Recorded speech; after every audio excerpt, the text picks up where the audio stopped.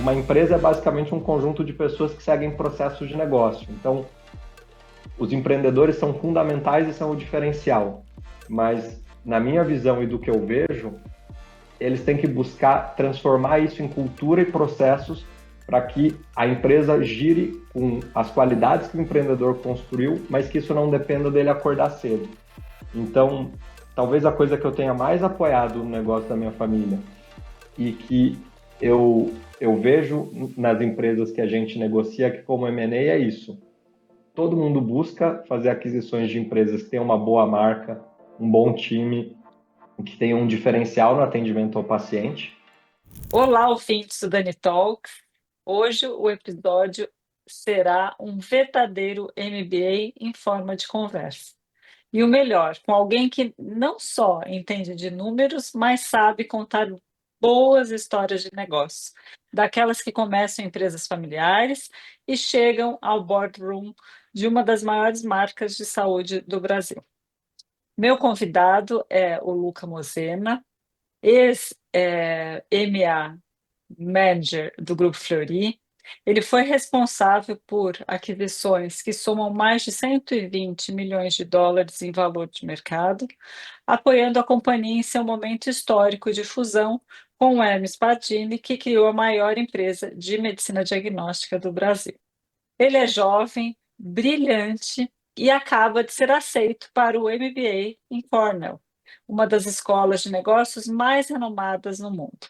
Mas tudo isso começou acompanhando o negócio da própria família, um concessionário de tratores no Mato Grosso do Sul. E claro, a YouCare se orgulha de caminhar ao lado de empresas que se estruturam, crescem e valorizam suas marcas. Afinal, branding também influencia valuation. Lucas, seja muito, muito bem-vindo ao Dani Talks. Muito obrigado, Dani. É um prazer estar aqui trocando ideias e compartilhando histórias. Bom, então você que já está aqui conosco ouvindo o Dani Talks, hoje vamos falar de negócio familiar, a liderança em fusões na saúde com o Luca. Será uma conversa sobre estratégia, valuation, aquisições e o que os profissionais de saúde precisam aprender para navegar no mundo dos negócios. Luca, nossa agenda foi que foi. Estou muito feliz de tê-lo aqui, principalmente nessa pré-viagem sua.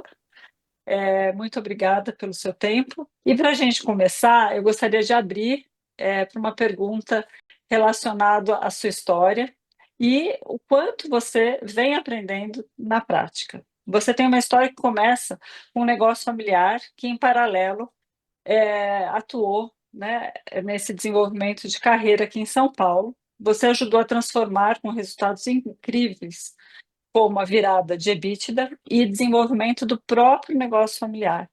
Eu gostaria que você contasse aqui para nós quais foram os aprendizados mais valiosos dessa fase inicial da sua carreira e como esse olhar mais pragmático e de quem faz acontecer te ajuda hoje ao avaliar aquisições bilionárias no setor da saúde. Legal. Eu cresci, né, profissionalmente aqui em São Paulo, acompanhando um mercado bastante estruturado em M&A, mas no paralelo, tendo esse pano de fundo, né, conhecer empreendedores do interior do Brasil e ver pessoas que faziam acontecer na marra, né? Seja meus tios e meu pai que tinham uma concessionária ou outras pessoas. E no fundo, quando você olha o mercado de fusões e aquisições, é isso que as grandes corporações buscam, né? É complementar a estratégia delas em atividades que elas não conseguem fazer por conta própria, senão elas fariam por conta própria. E, e uma coisa que eu já ouvi de vários empreendedores, né? Que às vezes eles têm menos recursos e têm menos banca, né, tem menos pessoas em volta apoiando com uma série de metodologias super complexas, mas eles têm garra e eles conseguem operar numa visão de guerrilha, né? Então eles conhecem o mercado, eles são ágeis e eles conhecem o cliente melhor que ninguém, ou o paciente aqui no nosso caso do setor de saúde. Então eu entendo hoje em dia, tendo vivido no M&A corporativo, mas tendo acompanhado empresas pequenas e médias pelo país, que é isso que agrega valor para um comprador corporativo, é exatamente essa complementariedade. E vendo um pouco do dia a dia dessas empresas e tendo tido a oportunidade de apoiar especificamente a empresa da minha família, eu vejo que quando você pega o melhor que essas empresas, uma visão empreendedora têm, e combina isso com um apoio de uma visão de metodologia estratégica, financeira e operacional, mais para ajudar o empreendedor a se situar e priorizar as atividades do que qualquer coisa. Não é, não é muito mudar o que o empreendedor faz, é mais ajudar ele a dar método para que todas as iniciativas que ele coloca em prática não dependam do esforço, do suor dele acordar cedo todo dia, né? Uma empresa é basicamente um conjunto de pessoas que seguem processos de negócio. Então, os empreendedores são fundamentais e são o diferencial, mas na minha visão e do que eu vejo, eles têm que buscar transformar isso em cultura e processos para que a empresa gire com as qualidades que o empreendedor construiu, mas que isso não dependa dele acordar cedo.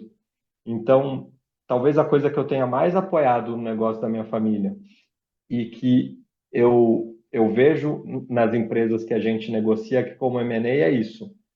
Todo mundo busca fazer aquisições de empresas que tenham uma boa marca, um bom time, que tenham um diferencial no atendimento ao paciente. Só que o grande desafio é como uma empresa mantém as qualidades de uma empresa de dono, a agilidade, a atenção ao paciente, mas consegue cristalizar isso numa cultura e em processos que não depende da saúde e do foco 100% diário, 24 horas, 7 dias por semana do empreendedor. Então, eu fico feliz de ter podido apoiar minha família, basicamente isso, né? Pegar uma empresa de 40 e poucos anos de tradição no mercado e começar a trazer metodologias que, assim, às vezes nem são tão complexas, que são simples, mas de forma sistemática e colocando as lideranças, né, do nível 2 da empresa, tendo autonomia para puxar essas atividades. E com isso, os empreendedores podiam focar na estratégia e também a empresa se perenizava. Então, eu diria assim que esse é o meu maior aprendizado, é ter uma admiração e uma humildade pelos empreendedores, que é um perfil muito raro e não é qualquer um que desenvolve esse perfil, porque você tem que se acostumar com altos e baixos muito rápido, mas ao mesmo tempo, na minha formação como administrador focado em finanças e estratégia, é ver que existe uma complementariedade de o empreendedor buscar o apoio de profissionais que vão colocar pequenas ferramentas, óbvio que tentando entender qual é a necessidade real da empresa, para que o tempo e o foco do empreendedor seja na estratégia e na execução, e não em manter o dia a dia rodando. Nossa, é muito bom ouvir você falar isso, porque, como você sabe, eu venho atuando no mercado da saúde já há muitos anos, e muitas vezes, quando a gente tenta implementar esse método, as pessoas. Eu entendo que muitas vezes existe um nível de dificuldade, principalmente em relação à formação, né? Para nós, como administradores, é muito mais fácil. Mas, por outro lado, existe um medo de se distanciar do próprio paciente, que é algo que para eles, né, com formação médica, farmacêutica, biomédica, é comum, né? Você está ali no dia a dia com o paciente. Então, às vezes, esse receio de se profissionalizar e, ao mesmo tempo, se afastar desse dia a dia traz um incômodo.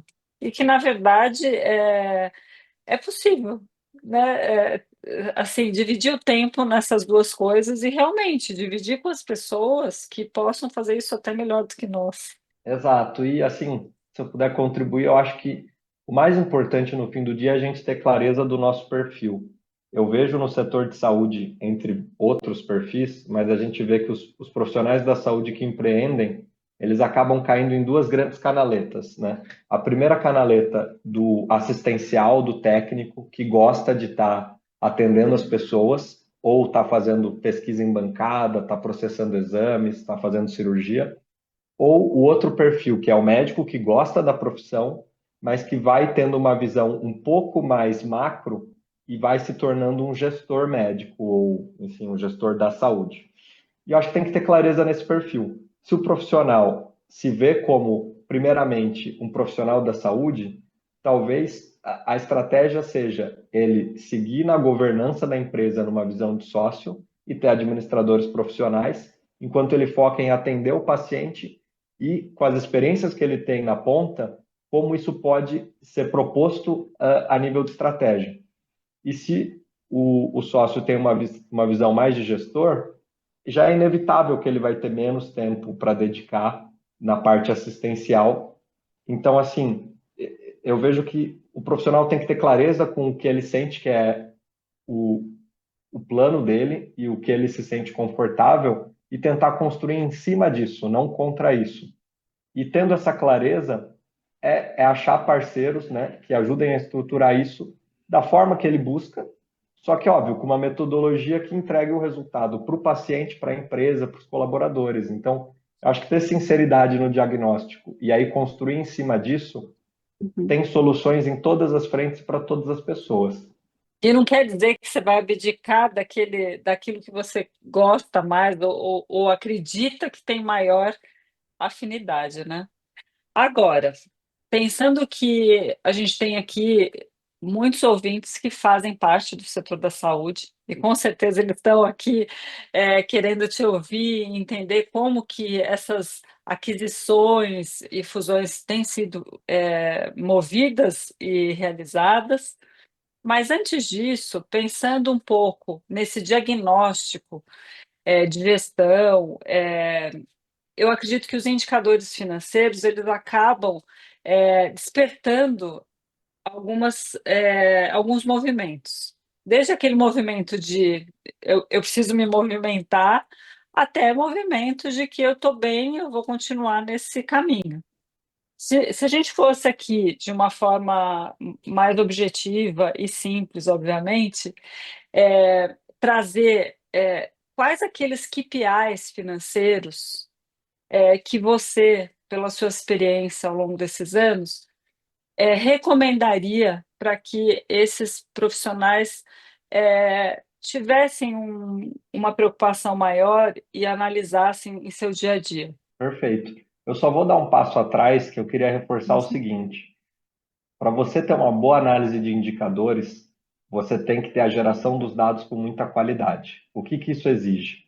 Você ter processos claros e você ter esses processos dentro de controles internos que tenham um nível de integridade dele, ou seja, que todo atendimento, todo o processo seja feito com algum grau de padronização das informações. Então, a gente vê muito no mercado empresas que nos mostram indicadores e eu vejo que muitas vezes os indicadores não são confiáveis. Então, eu focaria antes de olhar os indicadores, ver, eu tenho uma empresa com processos claros, que cada pessoa entende em que fase do processo ela está e o que ela tem que fazer e como isso é computado no sistema.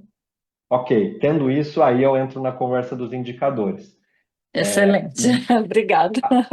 Imagina. E apesar do meu foco ser em indicadores financeiros, eu só queria reforçar a importância de ter outros tipos de indicadores também, que eles te ajudam a entender se você está realmente atendendo todos os interessados, né? Uma empresa ela tem que ser capaz de gerar valor para todos os interessados, clientes, barra pacientes, fornecedores, colaboradores e o próprio acionista.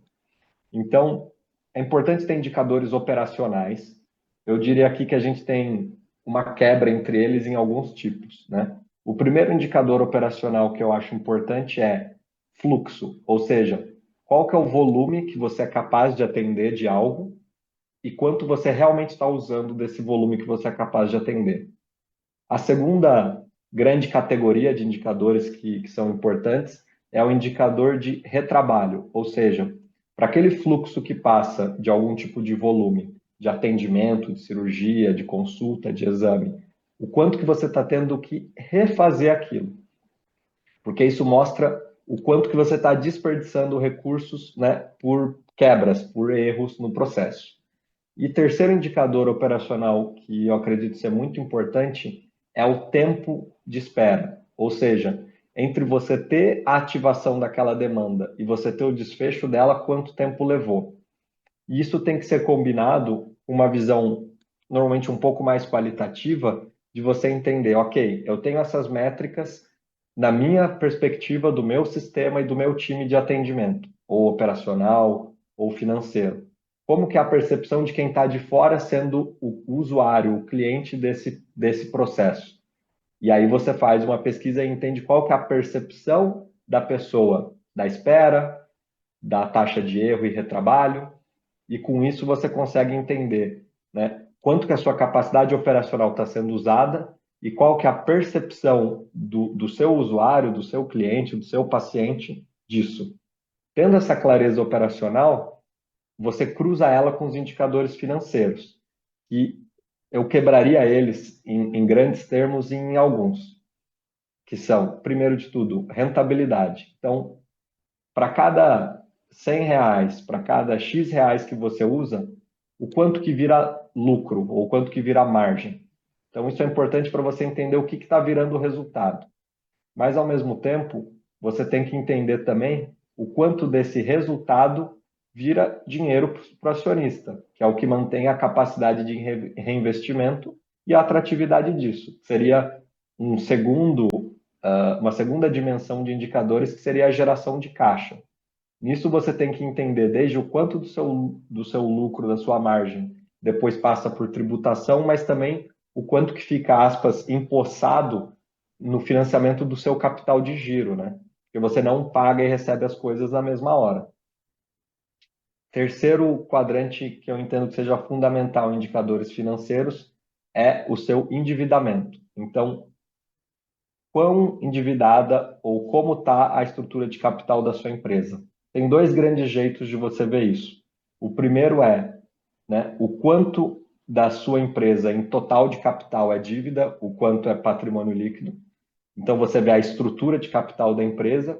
E uma outra coisa é o quanto essa estrutura de capital ela drena da sua geração de resultado. Ou seja, do quanto de lucro você tem, o quanto dele, né, ou seja, o tanto de margem operacional vira lucro, porque tem uma diferença que você está levando para pagamento de juros e despesas financeiras. Então, se for para resumir, operacionalmente você tem que ver o fluxo, a taxa de erro e quebra dele e também a percepção dos seus usuários desse fluxo operacional. E na parte financeira, eu diria que os mais importantes são o quão rentável você é, o quanto dessa rentabilidade vira caixa e como que a sua estrutura de capital está suportando a sua empresa ou drenando o valor dela.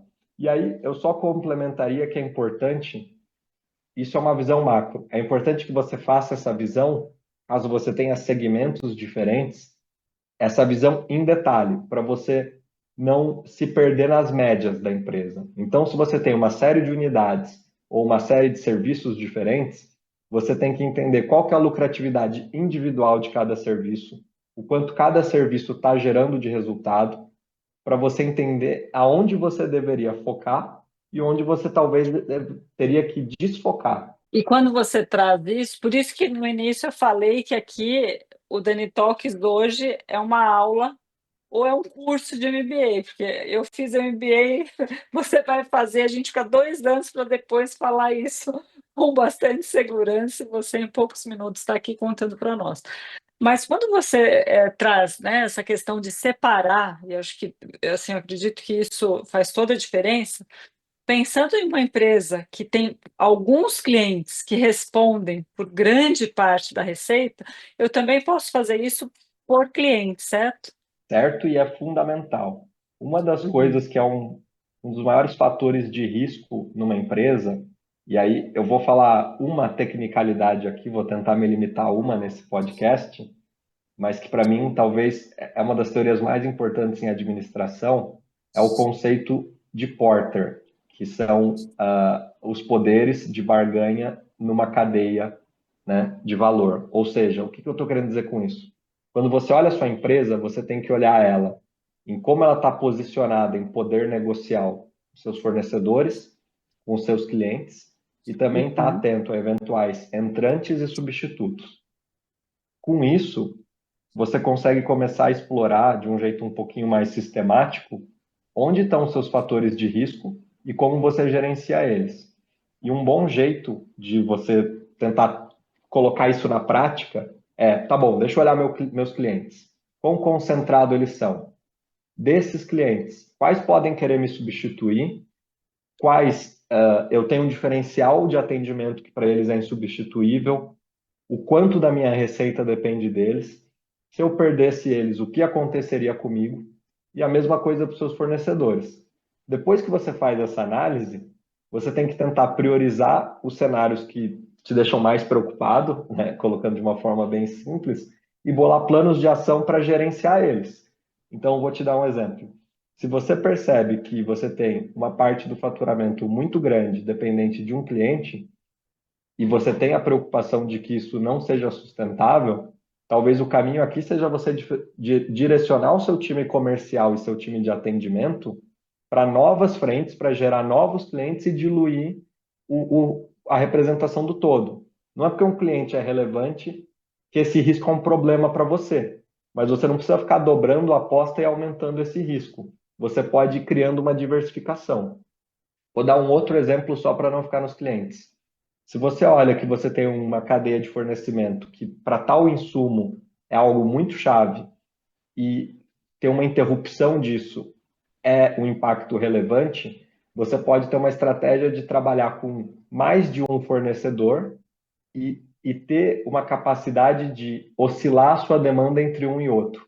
E com isso, você consegue absorver impactos, fricções, disrupções nessa cadeia de fornecimento sem afetar o seu cliente na ponta. Bom, Luca, agora, para quem está aqui e continua atento no Daily Talks, vai uma pergunta de 1 milhão.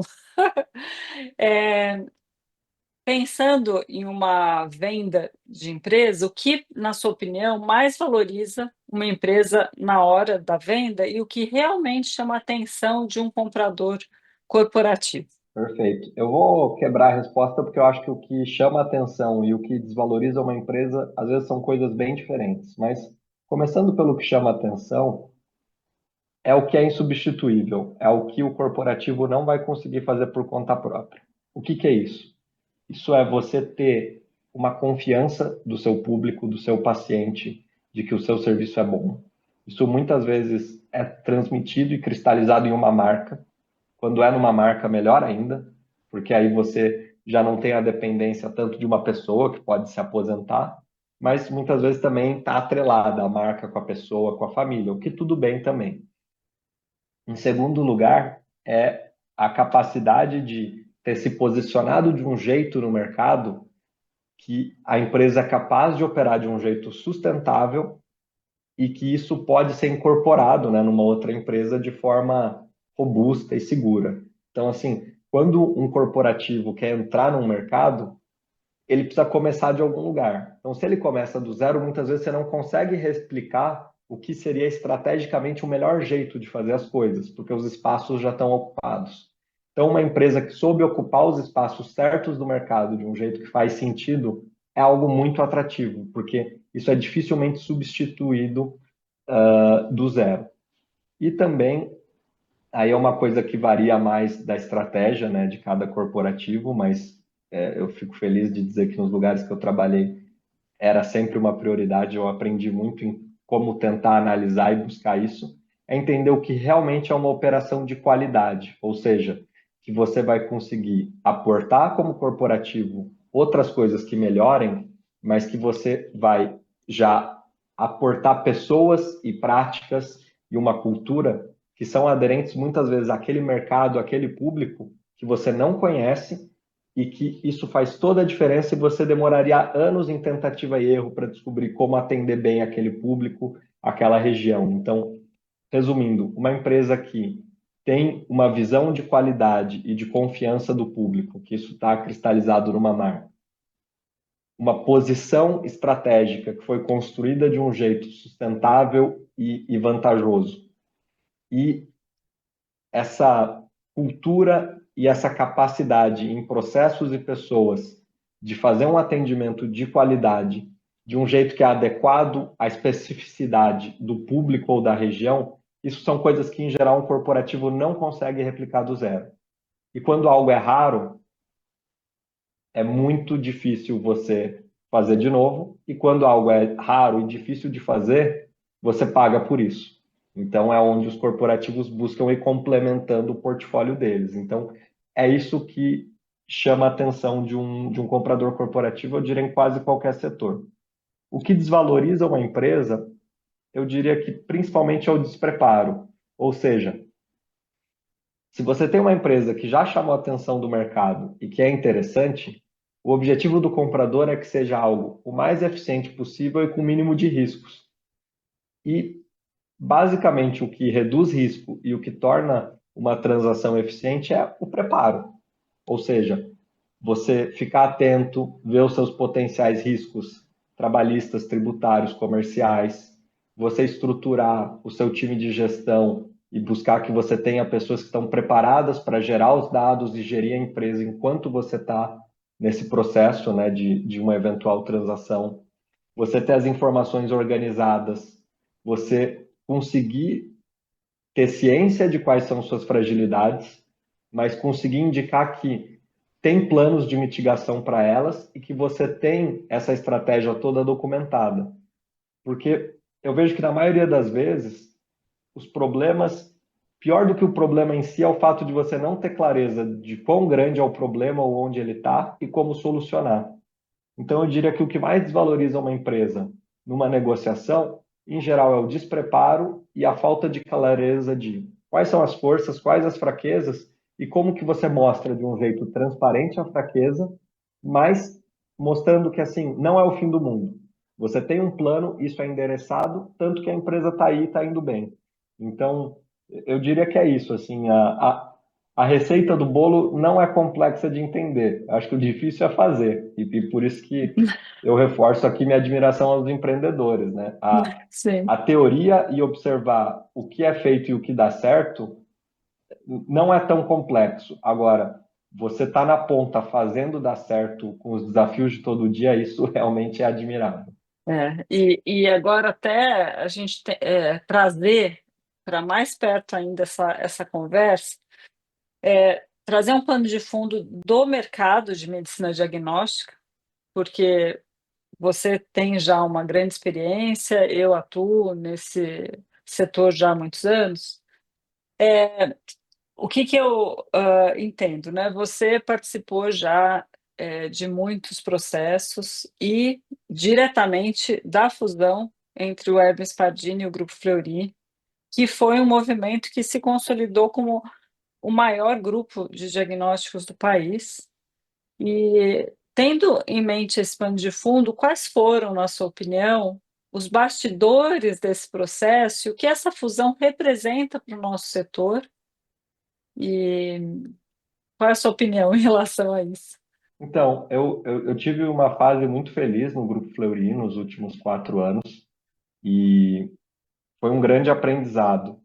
E talvez a principal história que me despertou acompanhando e apoiando essa fusão, essa integração, é como existem profissionais e empresas de qualidade e como o setor de saúde é complexo e não tem uma solução que resolve todos os problemas. Então, ambos têm várias qualidades, mas as principais são muito complementares. Então, excelência técnica é algo que ambos têm, mas a gente vê, né, como o Hermes Pardini ensinou muito para o Fleury na visão de apoio e de lab to lab, uma capacidade de gerar volume de um jeito que mantenha a qualidade, atendendo os rincões do Brasil.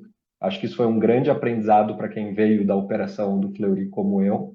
E eu também gosto de acreditar, né, que a visão do Fleury de buscar sempre entender os detalhes e às vezes trazer exames e soluções integradas, né? Seja com o que a gente construiu em novos elos, em medicina diagnóstica e exames de ponta, suporte a hospitais, isso cria um mosaico de serviços que ajudam a entender as necessidades do paciente de um jeito mais personalizado. Então, ambas as empresas têm extrema qualidade, eu diria, na maioria das coisas que elas fazem, mas a parte que eu acho mais bonita da história é que são ambas empresas de décadas, com uma cultura muito forte, uma visão muito grande para pessoas, e elas se uniram mantendo o que cada uma tem de melhor. E eu diria que isso é quando uma fusão, uma aquisição gera valor. É quando você está entendendo realmente se faz sentido o movimento de verdade, não só nos números. E em fazendo sentido estrategicamente para as pessoas e para o paciente, com certeza o projeto vai ser um sucesso. Porque depois disso é só arregaçar as mangas e fazer. Não que seja fácil, mas vale a pena. Conheça um pouco mais sobre os nossos apoiadores. A YouCare Brasil é uma agência full service na área da saúde, especializada em gestão, marketing e vendas. Tudo isso e muito mais você encontra na agência número 1 da saúde. Conheça mais através do nosso Instagram, @YouCareBrasil, ou pelo site youcare.com.br. O View Studio é uma produtora audiovisual com mais de 11 anos de experiência em vídeos e transmissões ao vivo. Do planejamento à produção, oferecem tudo o que a gente precisa em um só lugar. Saiba mais em viewstudio.com.br e confira o nosso podcast no View Studio. Outro apoiador muito importante é a Biologix. Você sabia que 1/3 da população adulta sofre de algum grau de apneia do sono? E o mais alarmante, cerca de 80% dessas pessoas não foram diagnosticadas. E o ronco, ele pode ser um sinal que passa despercebido, mas com a Biologix isso pode mudar. A Biologix é uma health tech brasileira focada em medicina do sono e amparada na ciência, com um aplicativo de monitoramento do sono. Em conjunto com um sensor inovador, eles estão democratizando o diagnóstico e tratamento dos distúrbios do sono. Utilizando tecnologia de ponta, desenvolve os próprios sensores, algoritmos e plataforma, e através do DaniTalks você pode realizar gratuitamente através desse link o seu teste do ronco. Saiba mais em biologix.com.br. O Luca, é muito bom ouvir isso, porque eu acredito que muitas vezes a gente acaba acreditando que o esforço ele vem do processo que acontece antes da aquisição e durante. E, na realidade, o pós-aquisição é uma fase fundamental, porque, veja, é muito complexo você integrar culturas diferentes e ter essa sensibilidade de valorizar aquilo que cada uma tem de melhor, sem menosprezar algumas coisas. E eu acompanhei algumas fusões pessoalmente, estando na empresa, e uma das coisas que mais me, sim, chatearam nesse processo foi justamente o pós-aquisição, de repente você jogar no lixo algo que era muito bom e por algum motivo não foi considerado nesse processo. Então, é muito bom ouvir você falar isso e realmente a gente vê isso acontecendo, né, nesse processo com o Hermes Pardini e o Grupo Fleury. Agora, pensando um pouco, trazendo já aquisições importantes realizadas e que você participou, como o Laboratório Marcelo Magalhães, o PRET Bioclínico, São Lucas, Métodos, Confiança, Hemolab, entre vários outros, você poderia trazer o que essas aquisições elas têm de comum e o que mudou nos critérios de fusão e aquisição em saúde desde a pandemia? Se Perfeito. mudou? Bem, sim, né, acho que mudou bastante, mas algumas coisas seguem também perenes, né? Mas aqui falando um pouco mais, né, na minha visão profissional do que, né, na empresa que eu trabalhava, eu entendo que dentro da linha do que eu falei na outra intervenção, todas essas empresas estão muito ligadas ao fato delas terem a confiança do público e serem referências na praça, e muito numa linha de qualidade e de sustentabilidade, né, da cadeia da saúde. E elas estavam posicionadas, né, todas tinham uma posição estratégica muito interessante na praça delas, né, que era o segundo ponto que eu coloquei. Mas, como você bem mesmo falou, né, tem a grande geração de valor de algo está, né, na integração. Então, quando a gente começa as conversas com empresas de qualidade, a tendência é já que a parte cultural seja mais fácil, mas mesmo assim é importante fazer uma análise porque boas empresas podem ser geridas de um bom jeito, que seja de uma forma diferente e que não seja possível combinar.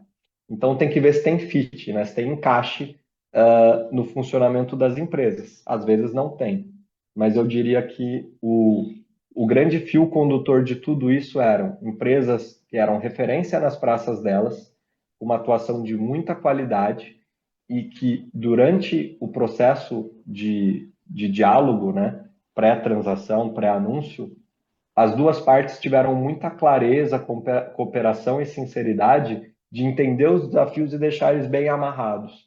Porque isso, não digo que garante uma integração de sucesso, mas isso viabiliza uma integração de sucesso. E talvez acho que essa seja a parte mais legal, né? Depois de você fazer tudo isso, você testemunhar que o que as pessoas que essas empresas já tinham e a combinação disso na estrutura, né, dessa nova estratégia, numa visão mais nacional, potencializa o que já vinha sendo feito e você vê as pessoas se desenvolvendo. Então, eu tive o prazer de trabalhar com pessoas no Fleury que vieram de adquiridas ali no atendimento, na ponta, e subiram para diretorias. Ou seja, de um lado, você tem uma geração de valor para o seu acionista, mas você também tem oportunidades que só surgem nesse caldo e nessa conversa caótica que é a integração de uma empresa, mas que resulta em histórias de sucesso de muitas pessoas que eu acabei conhecendo. Luca, é muito bom ouvir isso e tenho certeza que vai fazer parte aí da sua história ter passado por essa experiência incrível. Bom, o que você enxerga como tendência em fusões e aquisições no setor para os próximos 5 anos? E se você acredita que a saúde suplementar ainda será um polo de consolidação? Perfeito. Eu vou dar um passo atrás numa visão um pouco econômica, porque todo mundo está sujeito aos mesmos fatores, né? Então, acho que a gente tem que ter clareza que o Brasil é um país que está envelhecendo de forma acelerada e, ao mesmo tempo, a gente teve uma estagnação da renda real, né, do trabalhador e da economia como um todo. Então, quando você pega uma população que envelhece e que precisa de mais atenção em saúde, e ao mesmo tempo tem uma renda per capita que não cresce de forma acelerada, você começa a criar uma tensão em alguns serviços sociais, né, saúde, educação, mas focando em saúde, isso se torna um desafio, porque, de um lado, a população começa a ter uma fração maior da renda delas sendo gasta em saúde, e as empresas com uma economia desafiadora acabam tendo o custo com o apoio ao seu colaborador na parte de saúde cada vez mais representativo da margem delas. Então, a gente está num momento de mercado que toda a cadeia de saúde está numa situação de estresse, em que fontes pagadoras têm um desafio de gerenciar a sinistralidade e os prestadores têm um desafio de seguir mantendo um atendimento de qualidade, mas sendo que as fontes pagadoras, seja particulares ou também os convênios, elas têm um desafio de acompanhar o ritmo do crescimento do custo dos insumos e do atendimento. E aí, dentro disso, surge o desafio e a oportunidade. Então, a gente vê um setor que, na minha percepção, a mecânica dele funcionar precisa sofrer algumas alterações para se adaptar a um novo perfil demográfico e de renda, e com isso, seja os prestadores têm que bolar soluções de atendimento e propostas de valor para os seus clientes diferentes que se adequem a isso, e também todas as fontes pagadoras e essa arquitetura da saúde suplementar, ela vai sofrer pequenas alterações, ou até grandes, né, para acomodar tudo isso. E nesse processo de tensão, muitas empresas provavelmente não vão conseguir se reinventar e superar isso. E, ao mesmo tempo, outras vão ter espaço para nadar de braçada. Só que é uma destruição criativa, né? Vai ter muito desafio e sofrimento no caminho. Infelizmente, né, isso respinga na população e nos pacientes, que eu acho que é a parte mais desafiadora e sofrida de você estar no setor de saúde, é você tentar ser um agente positivo disso, mas é difícil colocar todos os pratinhos rodando ao mesmo tempo, mas eu diria que dentro disso, né, dado que a gente tem esse panorama que eu descrevi, a, o mercado de fusões e aquisições ele vai ter algumas utilidades. O primeiro é de ajudar as empresas a se reposicionarem, ou seja, quem vê que a sua estratégia precisa mudar e tem que mudar rápido, pode acabar recorrendo a fazer transações para se reposicionar rápido e estar mais aderente à nova realidade que vem surgindo. E também é um caminho para quem, numa visão muito franca e muito clara de que o caminho pela frente é desafiador, é uma oportunidade de saída, né? De você sair preservando o seu legado, né? Quando você tem do outro lado um interessado responsável, mas em todos os casos de preservar o patrimônio. Óbvio que isso tem que ser feito com muito cuidado, né? E tem que ter muita clareza dos prós e contras, mas eu diria que é um setor que ele já passa por consolidação nos últimos 30 anos, então é um setor maduro. Eu diria que o grande volume de transações no setor, quando a gente começa a olhar que vem tendo cada vez um aumento, né, dos grandes e médios players regionais, é um setor que a maior parte das transações já aconteceu, mas eu diria que ainda tem muito para acontecer nessa visão de, numa dinâmica nova de setor mais desafiadora, é uma oportunidade para quem está comprando adequar sua oferta a essa realidade nova e uma das opções para quem não vê um caminho claro de se proteger e estar aderente de forma sustentável ao mercado, de proteger o seu patrimônio. Então, eu acredito que sim, talvez com um viés de transações menores, em estruturas talvez um pouco mais azeitadas para esse tipo de transação pequena, né, que reduzam os riscos de ambas as partes, né, dado que quando um mercado está pujante, você tem estruturas mais criativas, né? Quando você tem um mercado mais cuidadoso, mais conservador, você também tem que cuidar melhor dos seus riscos. Então, eu diria que é um momento de sobriedade, mas com oportunidades, se bem entendidas. Muito bom. E é interessante, a gente vem se falando já há alguns meses, justamente para também te trazer para essa conversa super honesta, transparente, justamente porque as pessoas têm oportunidade de se preparar com antecedência, né? Muitas vezes a gente fica esperando que algo aconteça para se movimentar, e a ideia aqui dessa conversa com você é justamente trazer alguns caminhos e alertar por essas particularidades que nós, né, temos acompanhado no segmento da saúde. Agora, falando um pouco sobre conhecimento, estratégia de futuro, principalmente porque a gente lida com um setor que as pessoas não têm tanta experiência em gestão. Porém, por outro lado, a gente pode, de alguma forma, aprender, né? Sempre aprender. E, falando sobre isso, você acaba de ser aceito para um MBA incrível na Cornell, né? Mais uma vez, parabéns. Tenho certeza que vai ser aí mais um degrau aí super importante para a sua vida. Luca, o que te motivou a dar esse próximo passo e como você pretende usar esse conhecimento para impactar o setor da saúde? Perfeito, obrigado. Estou muito feliz de dar esse passo, né?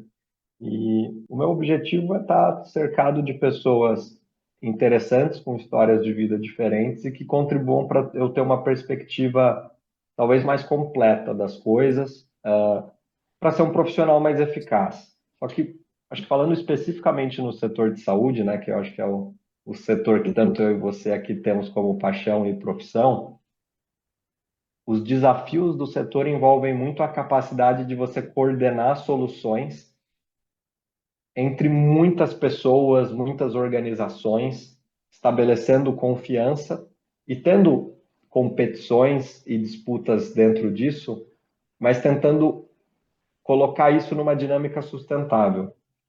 E, infelizmente, quando a gente olha, né, numa visão acho que financeira, estratégica mais tradicional, é muito uma visão de proteção, ganha, perde, e você simplesmente está na posição mais favorável e usar isso como alavanca negocial. Mas quando a gente olha no setor de saúde, eu não acho que esse caminho vá tornar o setor melhor para a população nem para os agentes dele. Então, o meu objetivo é aprender a criar uma capacidade de interlocução e criar estratégias que mirem mais num ganha-ganha. Óbvio que você sempre tem negociações duras e você sempre tem disputas e você sempre tem que se proteger, mas de um jeito que os resultados sejam positivos para o todo, né? Ou seja, você continua brigando pela sua fatia do bolo, mas sempre com o objetivo de fazer o bolo crescer mais para que todo mundo saia com uma fatia maior. E, e isso na prática é muito difícil de fazer, porque você tem que conseguir ter clareza do que é a sua estratégia e colaborar com o outro para que ele tenha clareza com a estratégia dele e que vocês vão construindo inter-relações, seja comerciais, seja negociais e societárias, que elas mirem para essa construção. E a gente fala muito de value-based healthcare no mercado e em grande parte, né, é isso que value-based healthcare aponta, né, que é você criar um setor de saúde baseado em valor. Só que a gente vê que tanto no Brasil como nos Estados Unidos, a gente ainda tem setores muito disfuncionais. E apesar dessas técnicas, ainda tem muito a ser melhorado. Então, acho que o meu objetivo é ser uma pequena parte disso e tentar trazer a gente um pouco mais próximo desse ideal, né, de um setor que ele tem um valor para o paciente, as pessoas são bem atendidas e que os agentes deles consigam ter resultados de forma sustentável, mas que não seja em detrimento do outro, e sim em benefício do outro. Nossa, muito, muito bom ouvir isso. Há mais ou menos 10 anos eu defendi uma dissertação de mestrado que falava justamente sobre cocriação de valor.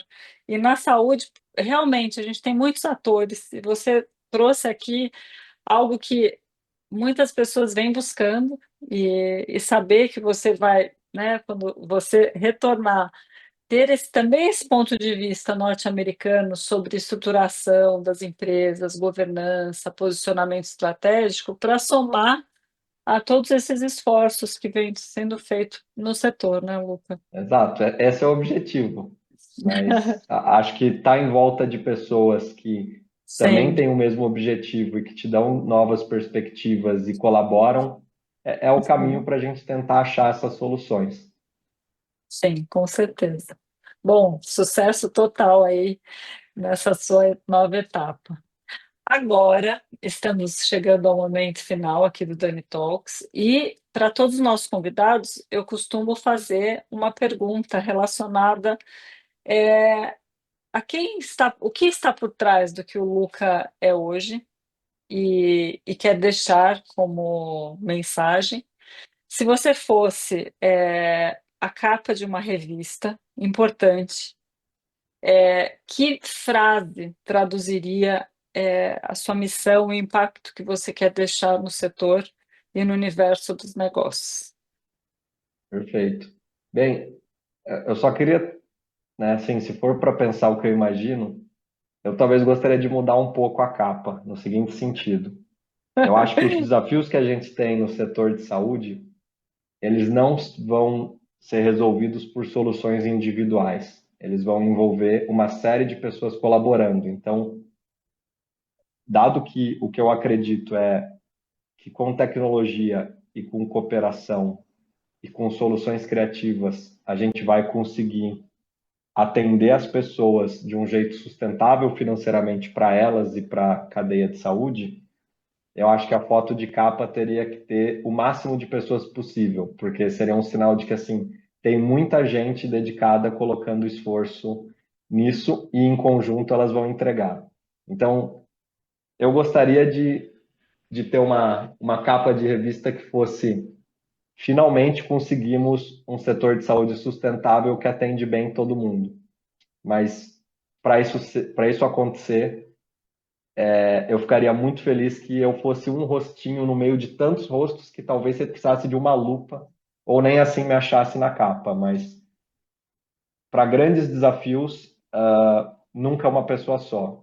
É um conjunto de pessoas com um objetivo em comum, né? Então, vou dar um exemplo aqui que, quando eu era mais novo, né, eu queria ser cientista, né? Então, quando a gente olha, por exemplo, a conquista do espaço, né, pelo ser humano, você tem uma série de figuras fundamentais para isso, né? Então, você tem desde políticos, né, que apoiaram que a humanidade investisse tanto dinheiro em ir para o espaço, como grandes engenheiros que a gente nem sabe o nome, que fizeram um pedaço do foguete, como teóricos que fizeram os cálculos, né, para você conseguir lançar um foguete para o espaço, e também, né, os astronautas que eram quem estava ali encarnando toda essa construção coletiva, né? Então, eu acho que os projetos mais importantes da humanidade na nossa era estão aqui na Terra e estão em a gente conseguir apoiar as pessoas a terem uma vida íntegra e que elas tenham o apoio para elas se desenvolverem, né? Que é basicamente educação e saúde. Então, eu acho que vai ser o dia mais feliz de muita gente quando a gente puder ter uma capa de revista falando: o setor está resolvido e as pessoas estão muito bem atendidas, mas isso não vai vir de nenhuma iniciativa individual. Vai ser Sim. milhares ou milhões de pessoas em conjunto. Então, vai ter que ser uma capa bem grande com fotinhas bem pequenas para caber tudo. Muito legal. Eu também quero estar ali na foto. Exatamente. Esse é o espírito. Sim, Tem que caber todo mundo, porque senão não vai ter a muito solução. legal. Luca, é, foi sensacional a nossa conversa. E para os ouvintes que quiserem continuar te acompanhando, qual é a melhor forma de te encontrar nas redes sociais? Bem, primeiramente, obrigado. Queria te dar o parabéns aí pela capacidade, né, de integrar as pessoas do setor e construir esses diálogos que sem eles a gente realmente não vai conseguir trazer soluções novas. E, né, para quem quiser entrar em contato, eu fico à disposição no LinkedIn, Luca Mosena, e muito obrigado. Caros ouvintes do Dani Talk, se vocês chegaram até aqui, vocês com certeza entenderam. Por trás de toda aquisição existe muito mais do que números, existe visão, preparo e capacidade de contar a história certa para o mercado. E se você está aí pensando em crescer, se organizar ou até vender a sua empresa, saiba que a YouCare pode te ajudar nessa jornada. Como branding, consultoria e posicionamento estratégico, já estivemos lado a lado de empresas que hoje são líderes do setor. Mais um agradecimento ao Luca, obrigada por compartilhar sua visão com tanta generosidade. E a você que nos escuta, compartilhem esse episódio com empreendedores e profissionais da saúde que desejam ir além. Nos vemos no próximo Dani Talks.